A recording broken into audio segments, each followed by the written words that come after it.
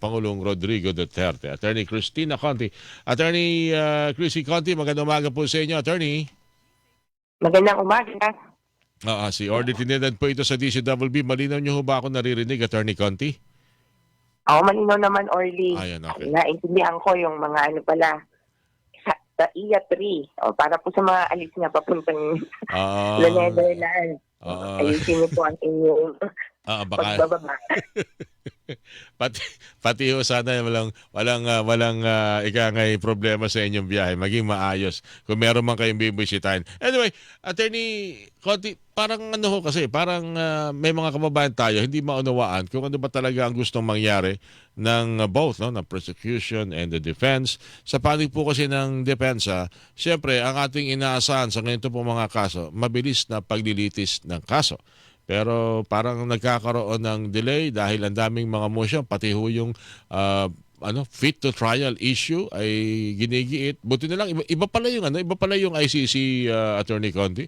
May mga abogado, may mga reading abogado, may mga kung kinakailangan mo, lalo na mga doktor para ma-check kung talagang ikaw ay may karamdaman o nagdadahilan lang, Attorney Conti. Oo nga eh. Sa totoo, parang pamilyar naman ang proseso kasi sa Pilipinas, ganito din naman yung batayan natin. Mhm. Kaya lang yung ICC kasi nung binuo, sabi, kailangan we take the best example or best practices from different jurisdictions. Kaya medyo hybrid na ito sa ICC kung ano yung, kumbaga, mukhang okay yung ganitong konsepto dito, o ganito naman, gawin din natin dito. Mhm. Kaya pamilyar, kasi ito din naman yung ginagawa sa atin, pero may konting kaibahan lang, with a twist. Yan. Mhm. Kaya, Parang itong fitness to stand trial, bagaman sa atin, parang ano ba ito? May ganito rin namang pwede. Ito yung, sabi na nga, medyo similar ito dun sa, hindi rin no? Pero yung, kasi sa atin, wheelchair tsaka neck brace ang pauso eh. mhm. Yung wheelchair at neck brace pang interim release at na-deny na yon. Mhm. Ito yung pwede bang habang naglilitis, nasa labas ako. Pero itong tanong kasi niya ay, wag na tayong mag-hearing at all kasi hindi ako okay. Mhm. Hindi ako nasa tamang pag-iisip. Yun yung mismong sinasabi niya. Kaya, alangan namang gumalaw ang korte nang walang medical information. Kaya, buti naman, finally, nung natapos yung issue tungkol dito sa sino ba ang experts. Kasi alam mo, orly nagkaroon ng issue. Pero tama naman din yung defense. Mapagmatsyag, yun talaga ang lawyer ni Duterte, talagang sinisilip niya bawat isa. May isang independent expert na sabi niya, uy teka, suspended yan sa kanyang jurisdiction. Mhm. Kumaga, sabi natin, psychologist sa isang bansa. Sa PRC, wala siyang PRC license. Mhm. Or suspendido. Buti na silip nila. Kaya natanggal ka agad yon. Dapat earlier pa to eh. Pero anyway, ngayong okay na, final na kung sino yung experts na titingin. Yung report nila lumabas na.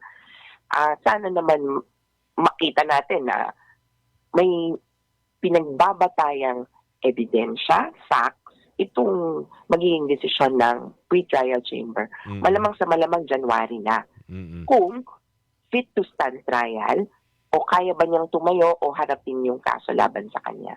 Kasi parang habang nade-delete naku, ang daming unang-una gastos dito. Ay, Pati nako. yung Yung, mahal pa naman, mahal pa lang ang ICC lawyer. abay, Attorney mahal. Conti. Ako nga, mahal lang lipad-lipad dahil Ah, pinag-uusapan na rin naman ng mga flight. Mahal lang lipad-lipad kahit yan, biyahe hindi pa lang. makauwi. Kumpleto sa Yung ala. biyahe Kaya papunta pala ng pwedeng pwedeng umabot ng siguro mga halos mahigit 100 milyon kada buwan ang singilin ng isang ICC ay, lawyer. posible. Kasi nga, sa totoo, pwede naman siyang Mauubos. humingi. Nung una, nilalabas ito parang fino-float na maaari siyang humingi ng ICC legal aid funding. Mm. Parang, kumbaga, libre niyo naman yung lawyer ko, bayaran yung lawyer ko. Kaya lang, kailangan mong patunayan, wala kang pera. Mm. Paano kung kita ng lahat na nakatakbo pa yung isang anak mo, ibig sabihin may funding, may machinery, ah, Tapos parang ginagawang kubaw lang kaya po yung biyahe, buong pamilya, halos na nakalipad na at nakabisita na doon. Mm. Tapos meron pang ugong na ang dami palang pera involved sa drug trade at sa flood control projects. Hindi ka makaka-avail, di ba, ng ICC Legal Aid Fund. Kaya doon kasi may cap, kumbaga per hour o kaya per activity, may cap. Ito lang ang babayaran ng ICC na Oo. fees. So hindi Pero kumpleto, kung hindi lahat. privately owned, kung privately mo engaged, meaning sa ngayon, hindi, kumbaga, kailangan tanggapin ni Kaufman yun. Wala siyang magagawa kasi inappoint siya at sabi ng court, ito lang ang may bibigay ko, okay lang ba? Kumbaga sa atin parang pau. Tama. Parang gano'n na Pag sinabi ng walang korte wala na daw pera. pag sinabi ng korte na opa, wala tong lawyer, ikaw mag-abogado rito, di ka Oo. tatango ka na talaga. Oo. Tatawo ka tapos kung parang ang itsura niyan, yung gobyerno o yung ICC yung magbibigay ng funding doon sa PAO. Sisiguraduhin makakasipot yung PAO, etc. etc. Doon kung sakali sana throttled or parang may limit yung magiging budget ni Kaufman or makikita natin. Pero dahil privately paid, sabi nga nila, private fees or kung ano man ang regular expenses ni Kaufman ang binabayaran. At ako, nagtanong-tanong din ako talagang in euros kasi yung bayad sa kanya. Oo nga Kaya, po, mahal yun. ano ka pa, tapos nakailang buwan na. At sa tunay naman, meron naman siyang nailalabas or meron siyang Anyway, ano ba to, deliverables per month. Kaya lang, yun nga, sabi ng iba, o nga, attorney, may deliverable siya per month. Pero, ang objective, ma-delay ang trial. Yung Ayaw ano ba, namin yan. lalo na dun sa mga nagdanais yung napabalikin ng dating Pangulong Duterte. Pero kung ganito yung ating naririnig, yung iba sa kanila talaga nagtataka bakit hindi bilisan at hindi agad maisulong yung mapatunayan na siya ay walang kasalanan para makabalik ng Pilipinas. Dahil yung mga motion na naririnig, lalo nadedelay dahil hindi nga matuloy-tuloy ang trial. Alam nyo, hindi ko alam yan, taktika o strategiya yan dapat ng depensa. Pero, sa nakikita namin, ang mga biktima, hindi nila gusto talagang tumungtong ng trial dahil ang bigat ng ebidensya. Mismong statements kumbaga may video mismo ng mga sinasabi si Duterte patungkol sa war on drugs na kung ako man, masasabi kong incriminatory, sasabihin ko, kill, di ba? At mahirap sa lagim. Tapos, ang prosecution, sa totoo lang naman, magkahiwalay ang team ng biktima, kami, tapos yung team ng prosecution, yung prosecution, ang tingin ko, matibay ang hawak na ebidensya para i-deem siya. Hindi yan magsisimula. In fact, hindi yan mag-a-apply ng warrant of arrest kung hindi siya trial ready. Yung alam mong, whatever happened, I am ready. Kaya, tingnan nyo, hindi sila nag-issue ng isang warrant of arrest kasabay ng kay Duterte, di ba? Hindi sila parang tira-pasok. O sige, ito yung warrant. Hulihin nyo kung sinong mahuhuli nyo. Hindi. Magsisimula sila ng proseso kung ready, absolutely ready sila na mag-trial. At kung kahit sunod-sunod pa ang hearing na maganap, kaya nila at handa ang ebidensya. Okay. Isa pang punto, attorney, kasi pinag-uusapan yung, alam naman natin, kahit naman dito sa atin, kinikilala yung karapatan ng isang tao na makilala yung nag-aakusa sa kanya, the right of the accused to meet his or her accuser. Yung sa panig ng ICC, meron kanyang kahilingan ng depensa. And of course, yung prosecution, hindi mo rin may aalis na mahirap yung... Pero paano ho ba ito? Sa ibang mga kasong kinaharap ho ba ng ICC, would you know, Attorney Conti, kung yung mga kilala at mga dating mga matitigas na mga pinuno na naharap sa investigasyon ng ICC ay nakilala rin yung ilan, kung hindi man lahat, ay yung mga nag-aakusa sa kanya? Ito yung medyo kakaiba sa kanila.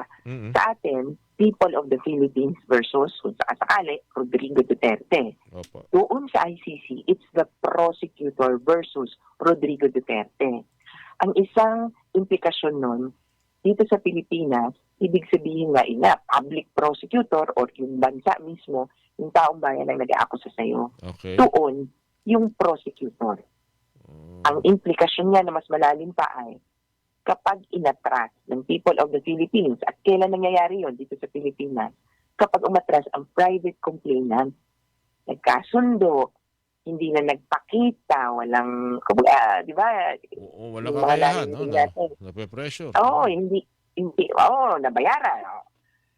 Atras, mawawala ang kaso. Mhm. Sa kanila, sabi nila, ayaw yata namin, gusto namin, siguradong magpupursige. Kaya yung complainant ay ang Office of the Prosecutor ng ICC. Hindi sino mang pribadong tao. Oo, So, ito yun. dahil sila Hindi pwedeng i-atras. may hawak-hawak naman na silang ebidensya. Oo, yun. Ayun. Then pangalawa, yung konsepto kasi ng crimes against humanity, hindi parang katulad sa kunyari, robbery, gano'n. Mm-mm. O kaya murder. Mm. May namatayan. At yung taong yung na namatayan, ang kumbaga, depende minsan makakapagsabi kung anong nangyari. Kasi sa bahay nila, nakita nila sa harap nila. Alright. Kapag umatras yan bilang witness, kahit na hindi nga complainant, mahihirapan yung prosecution, di ba? Mm-mm. Ano ko ipoprove yan? Ang witness ko, ang main witness ko, sa atin, uso yun yung star witness ko. Oo. Sa totoo sa Pilipinas, hindi basta-basta dapat i-atras yung kaso kapag ayaw na ng complainant. Kasi galit yung judge dyan. So Kasi kailangan talaga. ito, kasalanan to sa bayan. Tapos, Kailangan i-atras nyo lang kasi nabayaran. Oo. Pero sasabihin ng prosecutor, sorry judge, wala akong witness.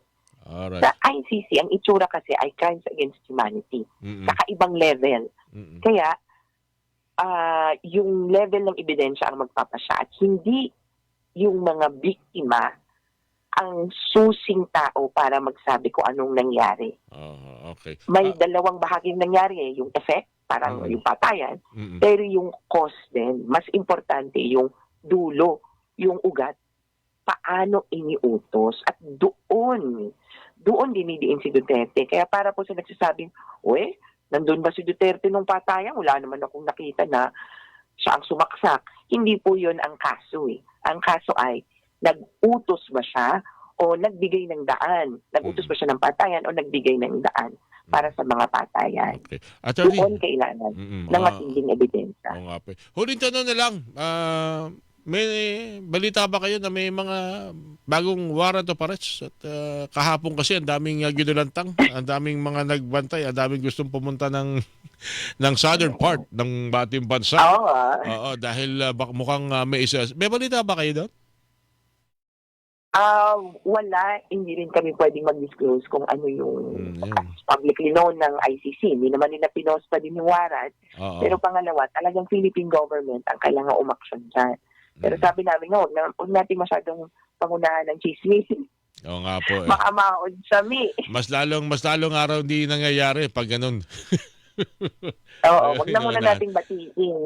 Sige. Attorney Conti, salamat po rin sa binigyan ng pagkakataon. Ingat po kayo palagi and Merry Christmas, Attorney Chrissy Conti. Salamat po. Salamat, Orly. Merry Christmas. Si ICC Assistant to Counsel, Attorney Christina Conti, mga kapuso, ang inyo pong napakinggan. 6:48 taon na Hilingan, walang pinopro